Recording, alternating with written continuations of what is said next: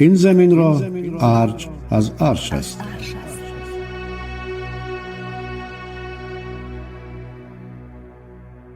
زنجیره گفتارهای طلایی اندر شناخت تاجیکان.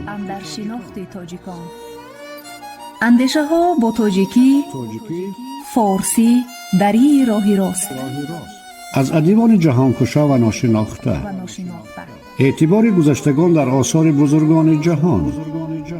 این زمین را ارج از عرش است.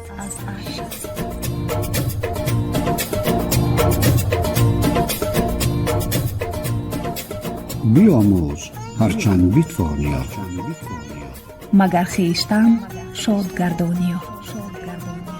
این زمین را ارج از عرش است.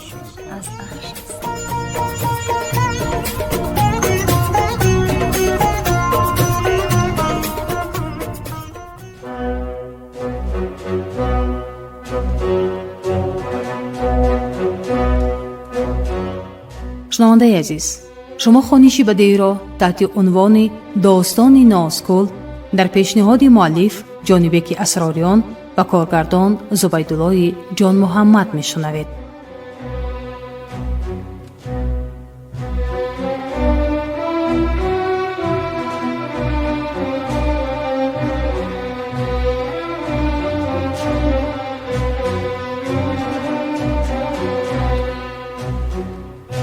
داستان نازگل.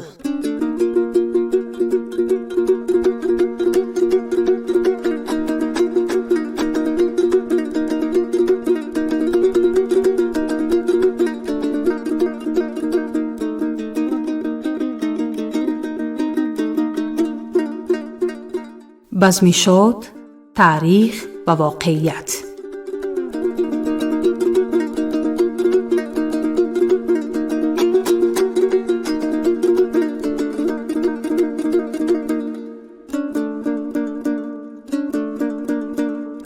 آغاز گفتار 25.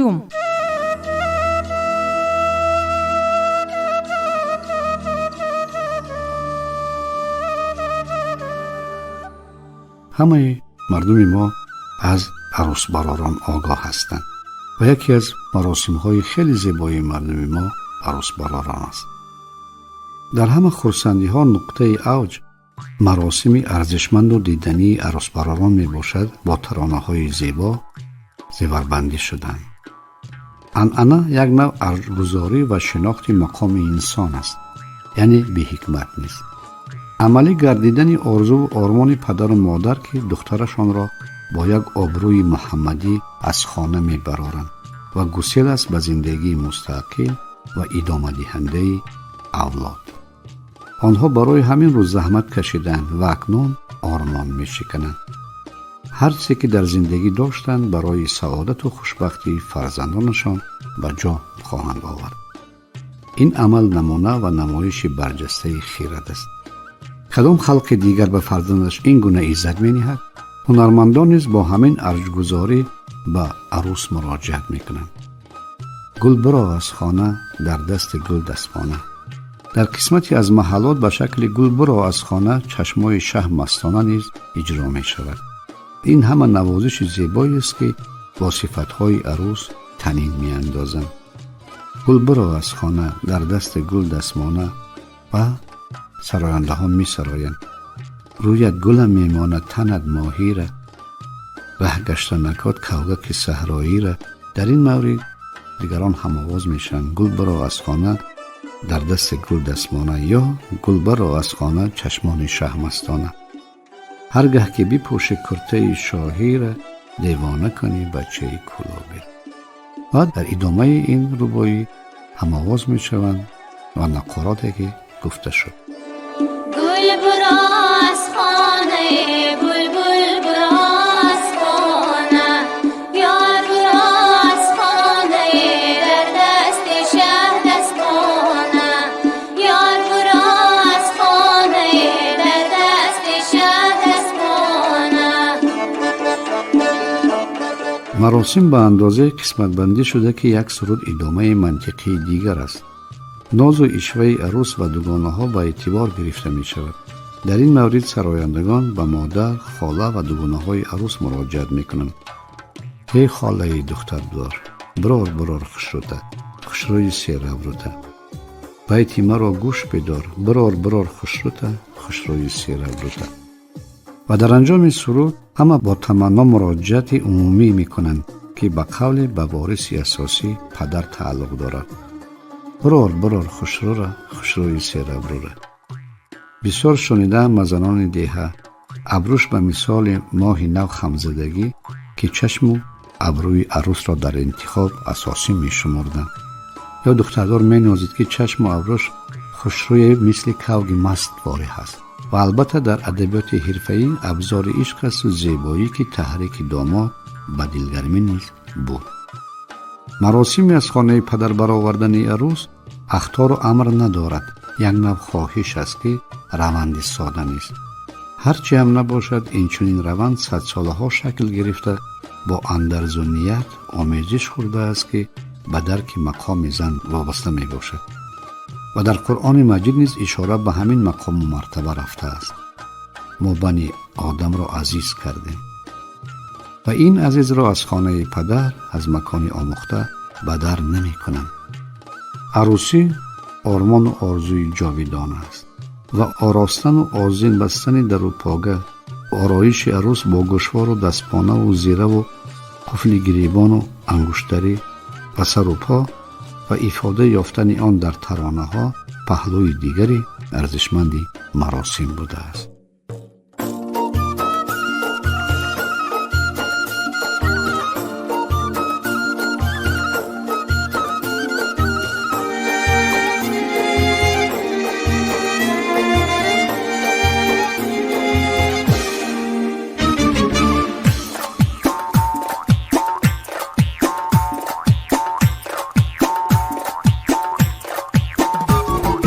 خالای زمازه نانای دختر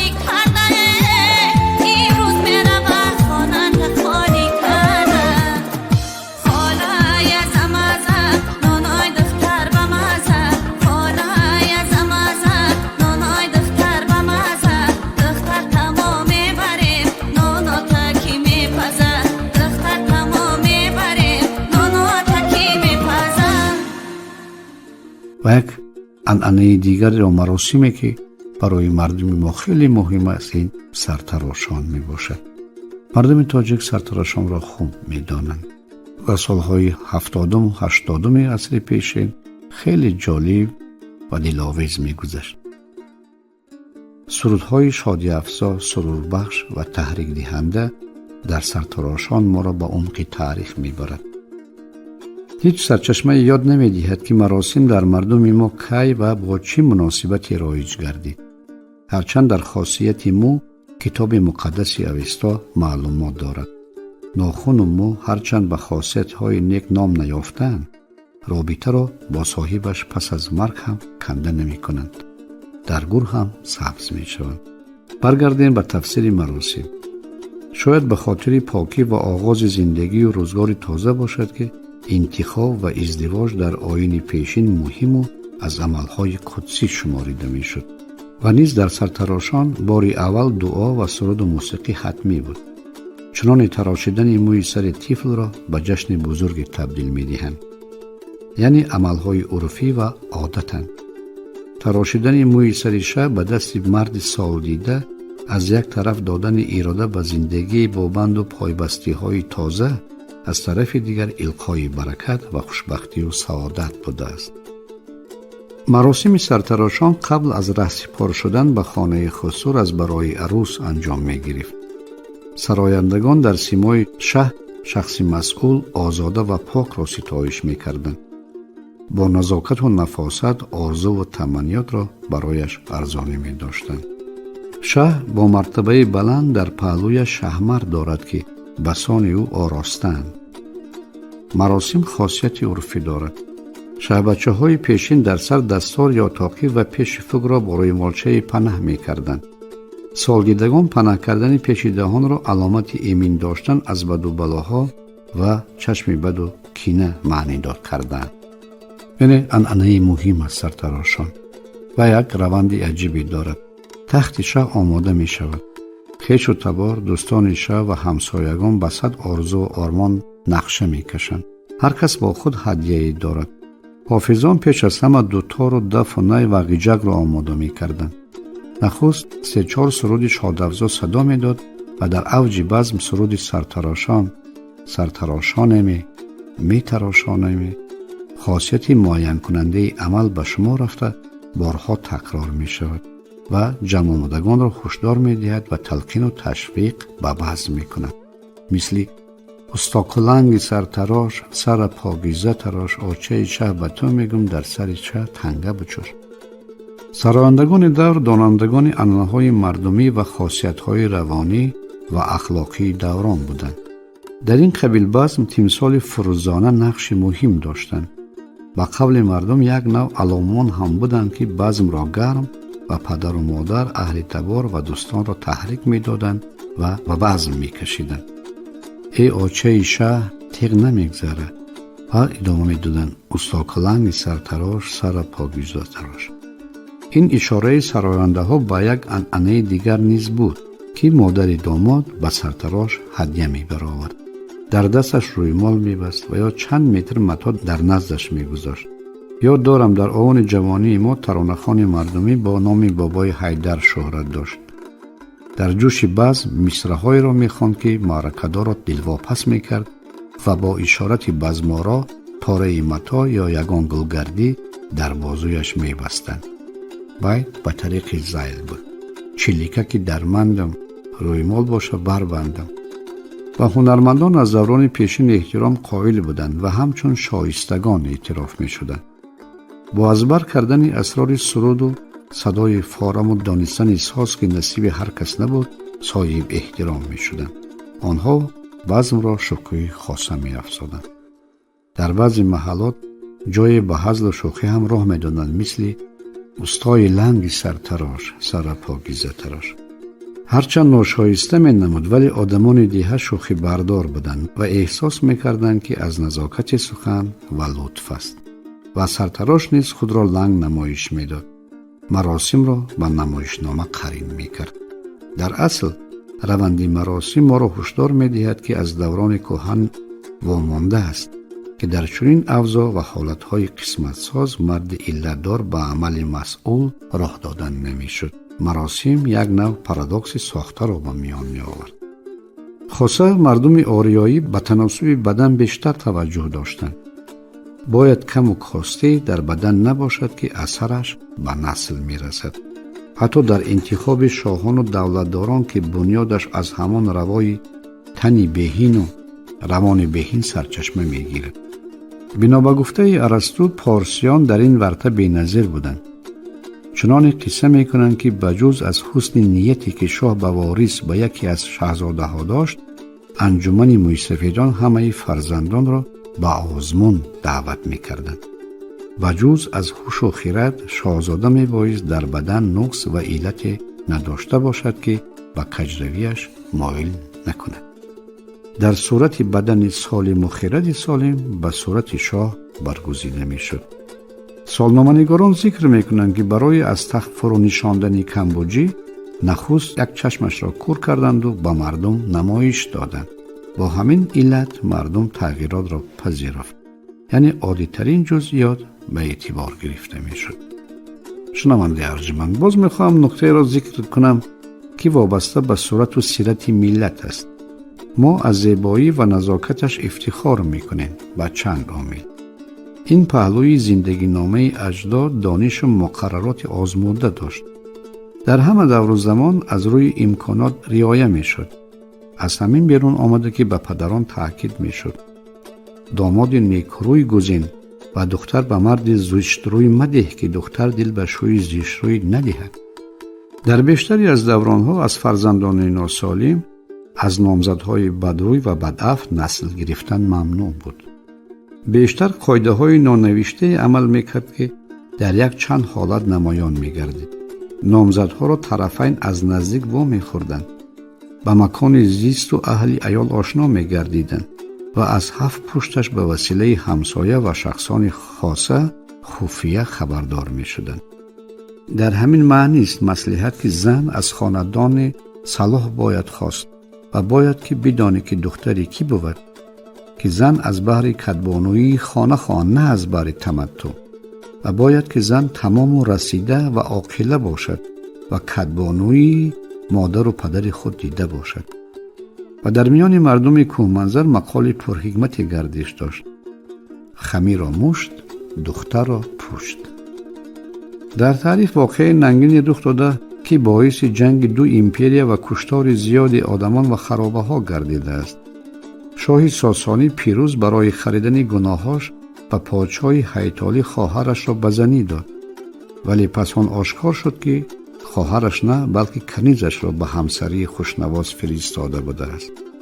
برای شاه این مایه تحقیر به دوده و اصل و نسبش به شمار می رفت. متاسفانه این گوهری عنعنه اجداد از میان می رود. برگردیم به موضوع اساسی که کام ناکام هر دو در ارتباطند. چنان سرتراشان هم شخصان عادی نبودند که تیغ و کار را به دست بگیرند. شخصان مبارک، سالدیده و پاکدل و پاکدین بودند. و این مراسم زیباست و خیلی آزاده. متاع آماده میکنند گرد گردن و کتف شه که مویها به زمین نریزند. در آن متاع رمز ثمر و بخت، تخمهای رنگه، پول و آرایش میریختند. سرتراش موی تراشیده را زیر درخت ثمر آور تگی خواب میکرد که عنعنه خیلی کهن است و اشاره به شرف انسان و قدسیات مراسم است و با آیین زردشتی در ارتباط می باشد. و باز سرود سرتراشان تنین می اندازد که سرود است مردم را به ارغوشت می کشد.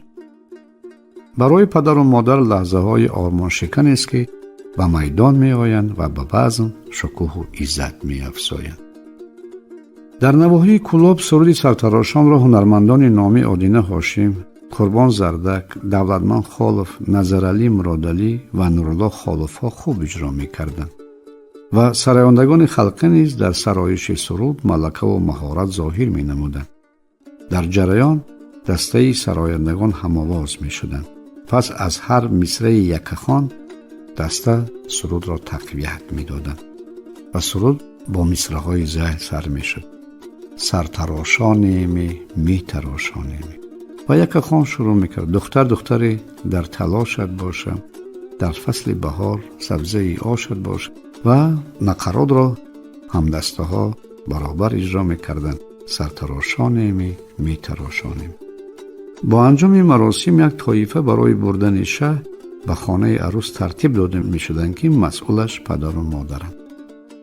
مراسم پذیرایی شه چی زیبا بود. دختران خاصه دوگانه های عروس هوس داشتند که شه را نخست ببینند و پس آن لاف بزنند که نخست بودند و دیگر که دیدار شه را فالی نیک می شمردند. همه چشم به شه بود و به عمل خانواده عروس که به سر مهمانی با عزت چی می ریزد. همین که شه بر پای انداز پای گذاشت از سرش چاچله می ریختند. اهل تبار و دوستان به سرایندگان هماوازی می کردند که به خرسندی شکوه و عزت می افزود. شنونده ارجمند، اینجا بگذاریم شهر را و ببینیم که در خانه عروس چه پدیده رخ می دهد. یک پدیده بسیار جالب بود که در سالهای 60 و 70 وجود داشت و بعدتر از میان رفت. این عنعنه را گلابگیران می گفتند. این مراسم با سرود و ترانه مجسم می شد. گلاب در منطقه های تاجیک نشین از قدیم معمول بود. بیشتر همچون شربت تشنه‌شکن و دوایی استفاده می شد. بزم شاهان و حاکمان را می خوشبوی از گلها شکوه می بخشید. در فرهنگنامه ها از خصوص گلاب معلومات پیدا کردن ممکن است. در فرهنگ فارسی معین آوردن گلاب عرقی که از یک قسم گل مشهور به گل محمدی یا گل سرخ یا گل صدبرگ گرفته می شود و معطر است. این گونه شراب در شهرستان های سمرقند، بخارا، خوجند، اسفراوشن و شهرستان های ایران آماده می شدند و عزت مهمانان بود و شرف حاکمان. ولی در کوهستان این گونه شراب را آماده نمی کردند و پهلوی دیگری مسئله است. منطقه های کوهستان از مرکزهای پرورش گل صدبرگ بودند، مثل کوهمنظر بلجمان و خاولی و از آنها گلاب خاصه تیار میشه. این مایه خاصه برای مراسم خانوادارشوی جوانان تیار میکردند و آن شخصی را که این مایه را تیار میکرد گلابگیر میگفتند و گلابگیر نوعی از هنری مردمی بود که به تدریج حرفه‌ای شد. در محل‌ها کاسبخانه خرد گلابکشی وجود داشت. در دهات کوهمنظر شخصان علاهیده از جمله زنان و مردان این کسب را به میراث می‌گرفتند. در حالت‌های جشن و مراسم گلابگیران اولادی یا زنان باخبر از سر و اسرار هنر به کار شروع می‌کردند. در سالهای 60 و 70 عصر گذشته به شکل کلاسیکی و نخورد هم به نوعی وجود داشت. چنانکه در مراسم گلابگیران برگزیده میشد چند تنکی از گل و گیاه خوشبوی مایه آماده میکردند برای آراستن شه و عروس.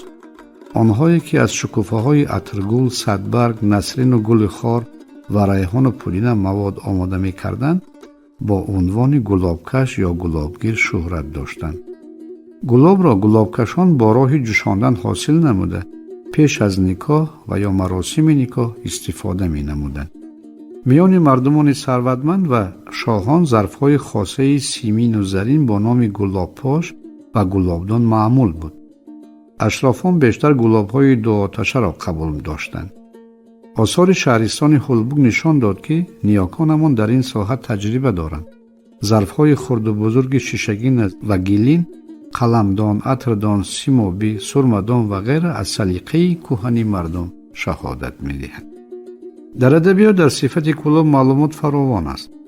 و قول جلال الدین بلخی گلاب نشان از گلستان است. او میگوید چون که گل بگذشت و گلشن شد خراب، بوی گل را از کی یابید؟ از گلاب. چنان عین آن در مراسم سرشویان و روغنگیران به مشاهده می رسید. در خانه داماد قبل از سرتراشان و در کاشانه عروس هنگام مراسم سرشویان به وقوع می پیوست. دایره از سرایندگان که اصلاً از زنان و دختران بودند گلابگیران را تحریک می دادند، هرچند تأخیرشان از روی نقشه و یک نمایشنامه مطرح شده است. گلابگیران کی می آیی؟ از باغ میران کی می آیی؟ سرایندگان به هر رنگ دو بیتی و رباعیات برگزیده در نقرات به این هم آواز می شدند. ای ماه پسی عقبه سلام آمده ای، گلابگیران کی میایی، از باغ میران کی میایی. سر تا قدم دقره خام آمده ای، باز همون نقرات گلابگیران کی میایی، از باغ میران کی میایی. من صدقه شوم عذر و تولای تره، در محفل ایمان نماز شام آمده ای، باز نقرات گلابگیران کی میایی، از باغ میران کی میایی. با انجام مراسم سرشویان و بافتن مو به سر و تن عروس ماده های خوشبوی میزنند، اسمه بر ابرو میکشند و گلگونه به سر رخسار و خرسندی ادامه میکنند.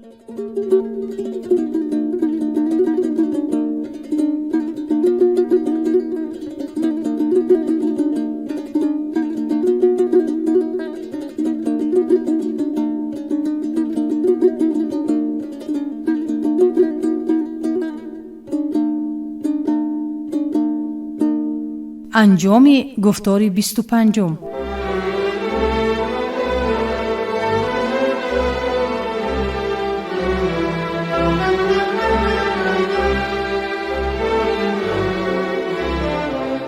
شما خوانش بدیعی را تحت عنوان داستان ناسکل در پیشنهاد مؤلف جانبک اسراران و کارگردان زبیدالله جان محمدов شنیدید.